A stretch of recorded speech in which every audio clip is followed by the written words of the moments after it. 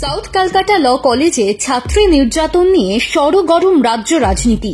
তারই পরিপ্রেক্ষিতে হাইকোর্টের ডিভিশন বেঞ্চ নির্দেশ দিয়েছে, নির্বাচন না হওয়া পর্যন্ত সব কলেজের ইউনিয়ন রুম বন্ধ রাখতে হবে। এরই মধ্যে আবার বঙ্গ বিজেপির নতুন সভাপতি নির্বাচিত হয়েছেন শ্রমিক ভট্টাচার্য। নানান ইস্যুতে যখন টকবক করে ফুটছে বাংলা, তখন আরও একটি নাম ঘুরে ফিরে আসছে রাজনৈতিক আলোচনায়। তিনি আর কেউ নন, ডিওয়াইএফআই এর সদ্য প্রাক্তন রাজ্য সম্পাদক মীনাক্ষী মুখার্জি। 10 বছরের তমন্না খাতুনের মর্মান্তিক মৃত্যুর প্রতিবাদ জানাতে গিয়ে কালীগঞ্জের মঞ্চ থেকে তিনি সরাসরি তোপ দেগেছেন তৃণমূলের মুখপাত্রকে।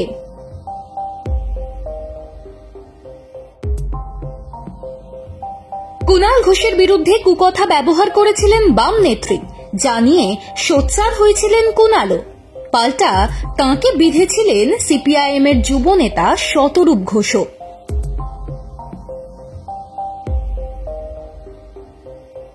এবার মীনাক্ষীর কুকথার সমালোচনা করলেন প্রদেশ কংগ্রেসের সভাপতি শুভঙ্কর সরকারও।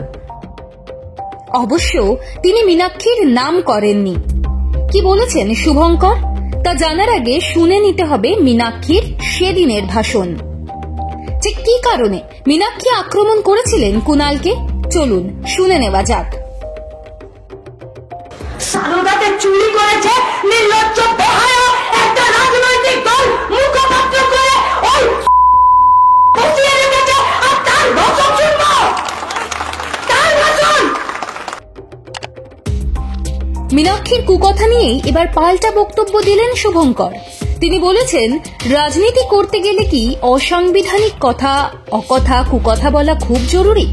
নাম না করলেও শুভঙ্করের তীর যে মীনাক্ষীর দিকে তা বোঝাই যাচ্ছে। শুভঙ্কর কি বলেছেন তা শুনেনি, চলুন। আমি বাংলা জাতীয় কংগ্রেসের সভাপতি।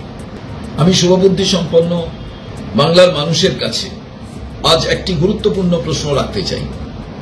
আচ্ছা, রাজনীতি করতে গেলে অসাংবিধানিক কথা, অকথা, কুকথা, গালিগালাজ এবং খুব খারাপ কথাগুলো কি খুব বলা জরুরি?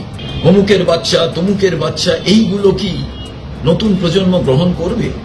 সরকারে যারা আছেন তারা তো নিজেদের লুকোনোর জন্য, নিজেদের অন্যায়কে ঢাকার জন্য অনেক কিছু তারা ব্যবহার করবেন, কিন্তু বিরোধী যারা মানুষ, যাদের উপরে ভরসা করছেন যে আপনারা যারা খারাপ কাজ করছেন তাদের পরিবর্তন করুন, তারাও যদি অকথা কুকথা বলতে থাকেন, মানুষ কোথায় ভালো মন্দ বিচার করবেন? শুভবুদ্ধি সম্পন্ন বাংলার মানুষ, আপনারা বিচার করুন।